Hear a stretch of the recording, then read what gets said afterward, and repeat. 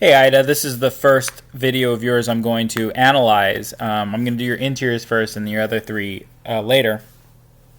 I'm not sure how much of it I'll get done before I go to Canada, but I wanted to get at least one to you so that you could see kind of the format of how I analyze things.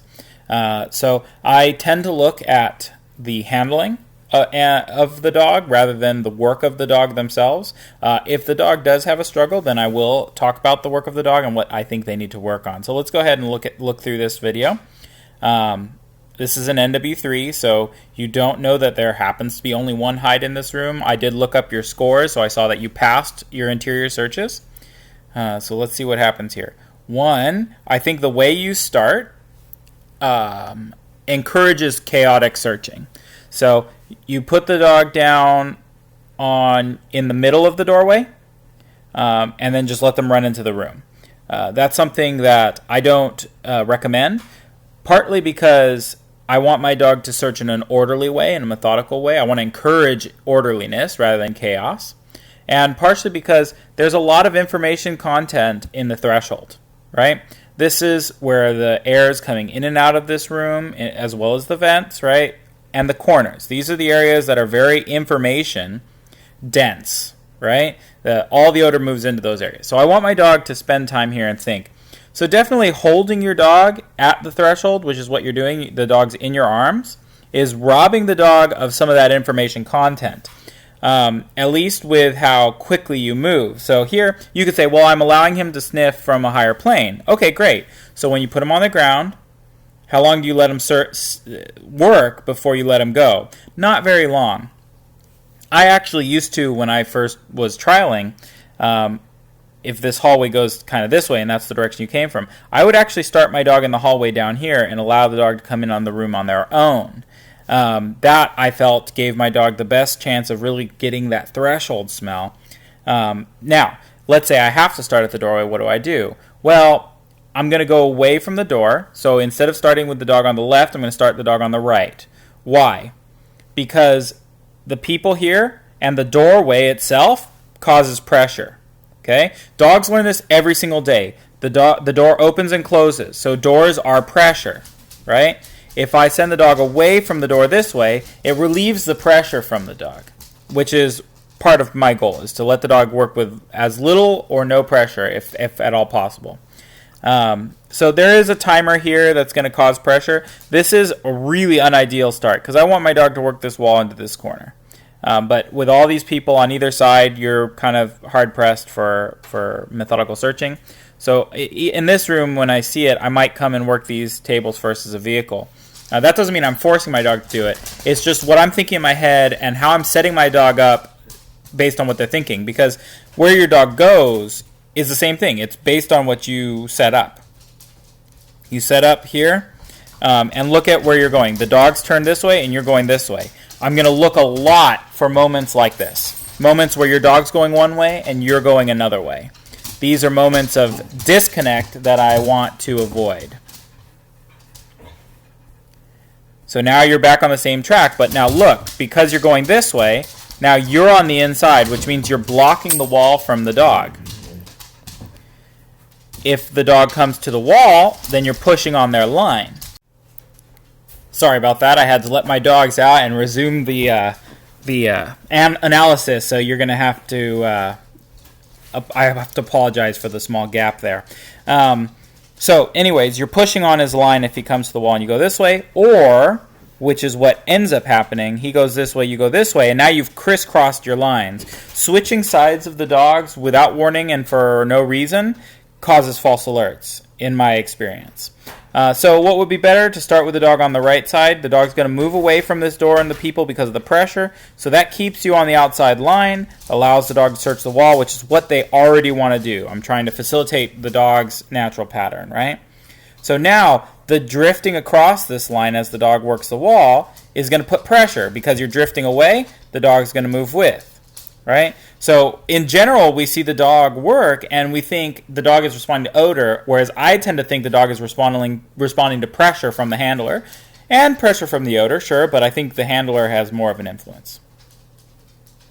So I think I see blue tape there, which means this desk is out of play. Okay, that's nice.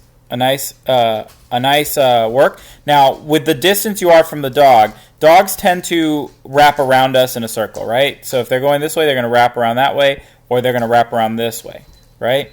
So with the distance you are, he's going to have trouble sticking to the wall. He's going to want to constantly pull off the wall, which is what we're seeing here. Now, is that a response to odor? He is near the odor, but the odor should want him to come back to the wall, because where's that odor going? It's going to the wall, right? That, I think, is the wrapping. Okay, now we're looking. He's switched directions. Let's see how long it takes you to respond. You respond almost immediately. That's very nice. But now he switched direction again, and we have to switch direction again. We have to stay right there in cahoots with our dog, on the same page the whole time. Here's a straight leash. For some reason, you prevent him from going back here. Be careful about that, because, one, did you have a reason for doing that? Maybe you're thinking, I want to search this area first. Okay, good. That's fine.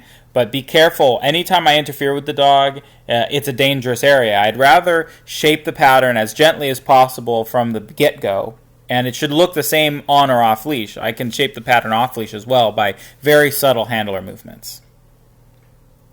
That's a nice turn you give there.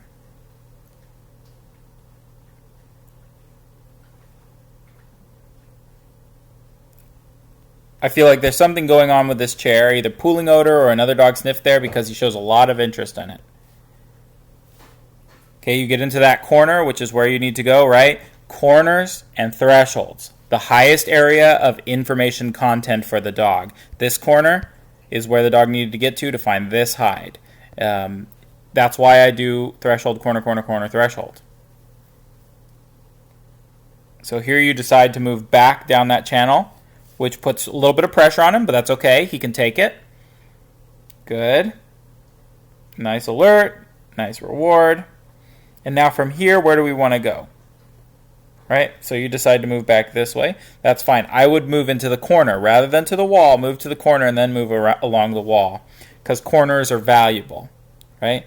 And so instead you jump off this way, which means we're kind of leaving out all this information. There's a lot of information back in these corners that we don't want to rob our dog of getting. Okay, and he kind of runs back here real fast because of the way you moved off that hide. And here there's a couple little miscommunications. Now you're in really close. This is the closest really you've come to him in this search. You did when you squeezed around this backside, but that's because he was in odor. So you have to be aware, this is a choke point. That's the other thing. When you squeeze behind here, he can move any direction he wants.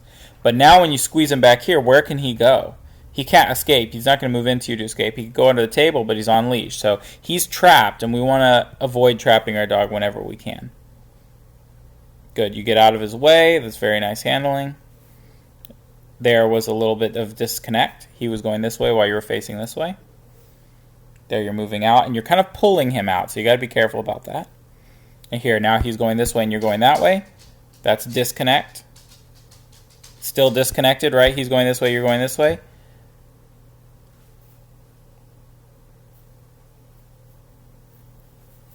So,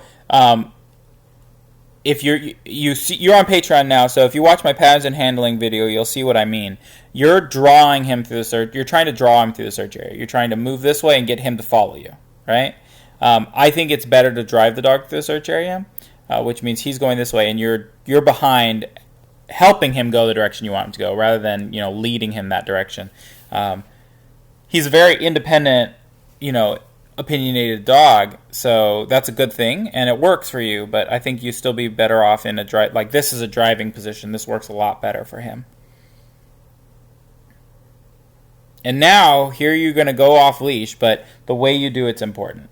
So, instead of what you did there, which is just pull him to you, go to him.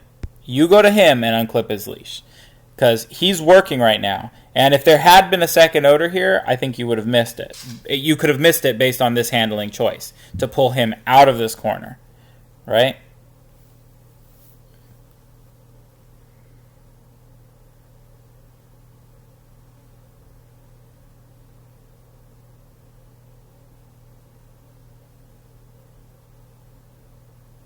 you certainly give him a lot of space, which is good. Although I wonder how he would feel if you worked just a little closer, just a little, not a lot, right? So when he's coming through here, you tend to be out here, right? What if you were here?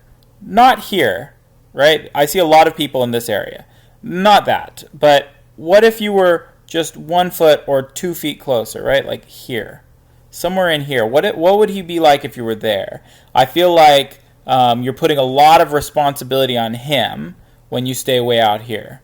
And that puts a lot of pressure on him to want to kind of bend and come back and be a little unsure of himself. And I think that helps because you're worried about false alert. So he's not likely to do a false alert out here.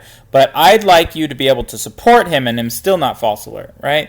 So that's where I think this is a lack of support. This is good support. This is over supporting, right? So you can kind of define it that way. And you're afraid of causing falses, so you're moving away. I could be wrong, but that's my guess. So that's my analysis of this room. Let me know if you have any questions about it. All of my critiques are nitpicks. Nitpick, right? I'm not pointing out usually big errors. I'm pointing out little things that could have increased how fast you searched or how much pressure the dog felt. And, you can always improve it. That's the way I feel. You can always improve. If you can't always improve, then I get bored and I'm done. So let me know if you have any questions, and I hope you enjoyed that. And thank you. I'll see you next video.